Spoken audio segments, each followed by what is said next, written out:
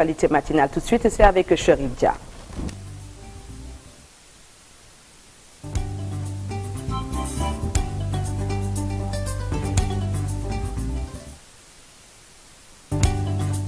Chérif, nous démarrons l'actualité par Sali Portudal, une femme interpellée avec 4,3 milliards de billets noirs. Interpellation effectuée par les éléments de la brigade de recherche du commissariat urbain de Sali qui ont procédé dans la nuit du 23 mars 2025 à l'arrestation d'une femme en possession de coupures de billets noirs d'une valeur estimée à 4,3 milliards de francs CFA. Selon un communiqué de la police, cette interpellation fait suite à un renseignement faisant état d'une transaction suspecte près d'une auberge impliquant une femme et plusieurs individus.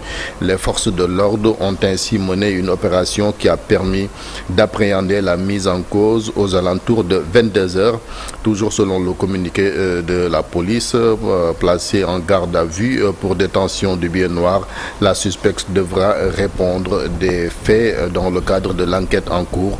La police nationale poursuit ses investigations afin d'identifier et d'arrêter d'éventuels complices impliqués dans cette affaire. Nous en reparlerons tout à l'heure dans la version Wolof économie. Chérif, le FMI qui refuse de débloquer des fonds pour le Sénégal et impose ses conditions. Oui, selon Dakaractu qui cite Reuters, le Fonds monétaire international a fait savoir hier lundi qu'il suspendait tout nouveau programme d'aide financière au Sénégal tant que les autorités n'auraient pas rectifié les inexactitudes dans les données économiques transmises sous l'ancien régime. Cette affaire donc qui intervient après la suspension en attente d'un audit de la fiscalité du crédit d'1,8 milliard de dollars accordé au Sénégal. Une récente vérification des finances publiques a révélé que la dette et le déficit budgétaire sénégalais donc étaient nettement supérieurs aux chiffres avancés par l'administration de l'ex-président Macky Sall. Cette divergence soulève des questions sur la transparence passée et compliquée. Les négociations avec les bailleurs de fonds interrogés par Reuters, Edouard Gemaël, chef de mission du FMI qui pour le Sénégal a déclaré donc qu'ils ne peuvent pas discuter d'un nouveau programme avant d'avoir réglé la question des fausses déclarations. Mais une fois cela fait, le FMI pourra donc agir. Le Fonds monétaire qui réitère sa recommandation relative à une suppression progressive des subventions de l'énergie consommée par les ménages notamment. Donc on va vers une augmentation de l'électricité. Mais peut-être que toi tu ne seras pas ciblé. Hein? Ah, pourquoi? Mais bon, ce seront peut-être des subventions ciblées. Ah, d'accord. À moins que tu ne fasses partie de la première tranche. De la bourgeoisie. Non, non, de la première tranche. On s'entend bien, de la première tranche. Nous parlons bien de la première tranche. Et cette fois-ci, nous parlons de la loi interprétative de l'amnistie. Maître Saïd Larifou, en phase avec le pouvoir en place. Il a organisé hier une conférence de presse. L'avocat franco-comorien et président du parti Ridja Pactef s'est exprimé sur la loi d'amnistie qui fait l'actualité depuis quelques jours au Sénégal. Selon lui, cette loi d'amnistie ne tolère pas les violations graves du droit international et que le Sénégal n'a pas le droit de décevoir l'Afrique. Nous l'écoutons. D'un attachement et d'un combat pour le triomphe du droit international des droits de l'homme. Le droit international ne couvre pas les violations graves aux droits humains. Le droit international ne couvre pas des crimes commis pour des raisons politiques. Le droit international ne couvre pas, ne tolère pas des violations graves aux constitutions pour se maintenir au pouvoir. Ça, le droit international ne le tolère pas du tout. La loi d'amnistie est reconnue. Elle est voire même nécessaire dans une société en conflit, dans une société en trouble politique. Que les lois d'amnistie viennent rétablir la paix que les lois d'amnistie viennent prôner et encourager la réconciliation, c'est tout à fait normal. Mais les lois d'amnistie n'ont aucune... Et nous parlons de l'Olympiade Chérif francophone de mathématiques, le Sénégal qui remporte 4 médailles de bronze. Oui, notre pays qui s'est distingué lors des 6e éditions des Olympiades francophones de mathématiques qui s'est déroulée les 23 et 24, les 22-23 mars dernier. La délégation sénégalaise a décroché 4 médailles de bronze et une mention honorable. Un résultat impressionnant selon les organisateurs pour ce pays qui n'en est qu'à sa 2e participation à cette prestigieuse compétition. Les 5 lauréats qui ont fait la fierté du Sénégal sont issus du lycée scientifique d'excellence de Diourbel, encadré par le professeur Mafal Diop. Donc leurs noms, ils sont là, Mohamed Mbodj, Isidore Koli, Seydina Mohamed Diallo, Hassan Sen et Awandiaye. Félicitations, Sokhna Dieynaba. Donc à ces enfants. Oui, et le potentiel est dans les régions, Chérif. Le gros potentiel est dans les régions. Félicitations à tous ces jeunes. Oui. Et nous parlons cette fois-ci sport avec la 6e journée des éliminatoires de la CAN. Le Sénégal qui joue ce soir à 21h contre c'est de la Coupe du Monde, hein? C'est ça. Oui, c'est ça. Le Sénégal qui joue ce soir contre le Togo à partir de 21h au stade Abdoulaye Wade. Bien sûr, un match de rachat pour les Lions qui se veulent dans leur discours cohérent et efficace face aux éperviers du Togo. C'est à l'occasion de la conférence de presse d'avant-match tenue par le coach et le capitaine Khalidou Koulibaly compte rendu Cheikh Sadibou Diarra.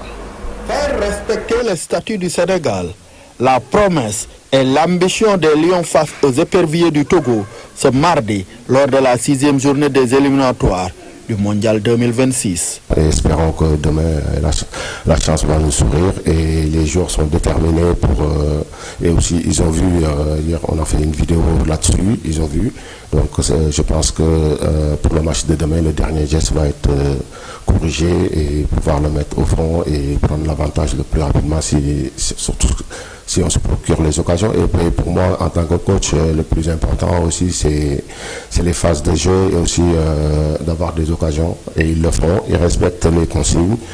Après comme on dit aussi le dernier geste appartient aux joueurs et parfois on peut manquer ce geste, mais voilà, mais c'est des joueurs qui ont envie et je pense que demain on verra autre chose. Un objectif sous-tendu par un état d'esprit positif. On a besoin de prendre les 3 points à la maison après cette contre-performance en Libye contre le Soudan. On a à cœur de bien faire devant notre public. C'est bien, les jeunes joueurs ont été bien intégrés, les nouveaux ont été bien intégrés. Les plus anciens essaient de donner un coup de main par rapport à ça et pour le moment ça se passe super bien, l'état d'esprit est là. Je pense qu'être les patrons à la maison, on sait que ça va être un match difficile.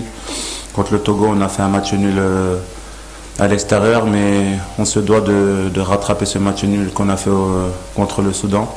Malgré de bonnes choses, on n'a pas réussi à marquer ce but qui nous aura permis de prendre les 3 points. C'est-à-dire que demain, on va venir pour être conquérant, pour aller prendre ces 3 points et être mieux classé à la fin de cette journée, Inch'Allah. Une victoire impérative face au Togo pour garder des meilleures chances de qualification au Mondial 2026. On a l'habitude de terminer premier à la fin du bal.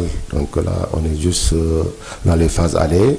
On est 3e à 2 points du premier et il reste 15 points à prendre.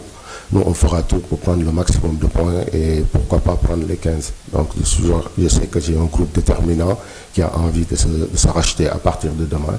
Et je pense que vous allez voir aussi un autre visage de cette équipe. 3 matchs à domicile, c'est des 3 matchs pour prendre des points. Et ça passe par le match de demain et qui peut nous faire recoller au classement. Et aussi, on sait que ça ne sera pas facile, ça sera pas du tout facile, mais c'est à nous de montrer les choses, qu'on montre qu'on est chez nous, on va jouer les coups à fond, on va être une équipe vraiment taille patronne qui domine son sujet et essayer de mettre ces occasions le plus rapidement possible. Pour un succès éclatant face au Togo ce mardi à partir de 21h au stade Maître Abdoulaye Wade à Diamniadio. Merci Diarra. Restons toujours sur ce match avec la réaction de Nimombe Daré. C'est le coach du Togo. Selon lui, le Sénégal est favori, mais promet toutefois un bon spectacle car les éperviers vont défendre grandement leur chance. Nous l'écoutons toujours avec Cheikh Sadibou Diarra. L'esprit n'a pas changé. Nous sommes venus ici pour faire un résultat et nous allons défendre notre chance pendant toute la rencontre et voir même... malgré les difficultés qu'il va y avoir dans le jeu, on est conscient que le Sénégal est à la recherche des points, pour pouvoir se rapprocher un peu des équipes de tête. Mais nous sommes là pour défendre les couleurs, pour défendre les 3 points dans les matchs de notre plan de jeu. Depuis un certain temps, ou bien depuis ma prise de fonction, et c'est un football ouvert, mais nous on essaie de jouer le plus sportif de manière offensive.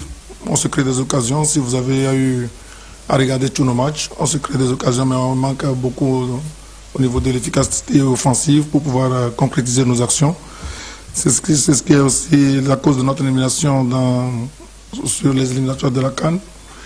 Mais aujourd'hui, nous venons ici, on sait que c'est vrai, le Sénégal n'est pas favori. Le Sénégal est à la conquête des points pour se rapprocher des équipes de tête qui sont le Soudan et la RDC. Mais ce n'est pas... Nous allons aborder ce match avec un peu plus de recul, un peu plus de retenue parce que on sait qu'on aura des moments très forts du Sénégal, mais on sommes aussi prêts, on va s'organiser pour les contrer. Et je pense que ça va être un bon spectacle. Bien d'abord, on rappelle que le match c'est à 21h. Au stade Abdoulaye Wade. Au stade Abdoulaye Wade de Diamniadio. Il y a un dispositif que Dakar Demdik et les organisateurs ont mis en place pour faciliter le transport des supporters qui veulent se rendre au stade. Oui. C'est après le Ndogu. Donc, après le Ndogu. Oui, d'accord, à partir de 21h. L'équipe nationale a besoin quand même du 12e gagnant derrière. Pour avoir de la force derrière. Pour gagner ce match, n'est-ce pas, Malik, très décisif. Oui, un match important parce qu'après la piètre prestation en terre libyenne contre le Soudan, Kalidou a bien fait de parler de contre-performance parce que les Lions avaient rendu une pâle copie lors de cette rencontre et beaucoup de gens sont restés sur leur faim et il y a beaucoup d'interrogations sur les capacités de cette équipe à hausser son niveau de jeu. Et c'est aujourd'hui que justement les Lions doivent se racheter en gagnant avec la manière et puis pour essayer également de coller au peloton de tête parce que le Soudan est premier avec 11 points, suivi de la République démocratique du Congo avec 10 points. Le Sénégal n'a que 9 points. Donc à ce stade de la compétition, il faut absolument gagner, engranger les 3 points. Pour le reste, nous avons 5 matchs à jouer. Les 3 à domicile, les 2 autres à l'extérieur. Il faut gagner tous les matchs à domicile et essayer de négocier les matchs à l'extérieur pour se qualifier à la Coupe du Monde. Maintenant, c'est à l'entraîneur de trouver le savant dosage entre les nouveaux qui sont pétris de talent et les anciens. Mais si ce qu'on a vu face à la Libye, c'était du déjà vu, c'était du Aliou Cissé sans du Aliou Cissé. Face au Soudan, c'était du Aliou Cissé sans Aliou Cissé. Maintenant, il faut que justement l'entraîneur ose apporter des ruptures et mettre en place une équipe homogène avec des jeunes et des anciens pour pouvoir aller à la conquête de l'Afrique. Il faut que ces joueurs comprennent que l'Afrique, c'est pas l'Europe. Le football africain a ses réalités. Il faut beaucoup de grinta, beaucoup de niaque, beaucoup d'envie et de détermination pour gagner. Ce qui faisait la force du Sénégal, c'était justement cette agressivité, gagner les duels, être présent physiquement. Mais là, ce qu'on a vu la fois passée, c'était pas du tout ça. Maintenant, il y a des gens qui se posent des questions sur Sadio Mané. Sadio reste Sadio. Je pense qu'il n'a pas été bon du tout lors de ce match-là, mais quand même il reste Sadio et il fait partie des éléments fondamentaux de cette équipe-là. Il faut peut-être le booster, il faut que Sadio également rehausse son niveau de jeu. C'est ça. Mais on a besoin de lui. Et qu'il y ait de l'efficacité devant surtout, parce qu'il y a des occasions à ne pas rater. Qu'il y ait une occasion qu'on ne marque pas. Ça, c'est nos attaquants ne sont pas tués. Il faut qu'ils soient plus incisifs, qu'ils soient plus tués. Mais pas par 30 secondes, oui. C'est la guerre, mais il faut aussi, on va dans beaucoup de balles arrêtées. 13 corners, 0 réalisation.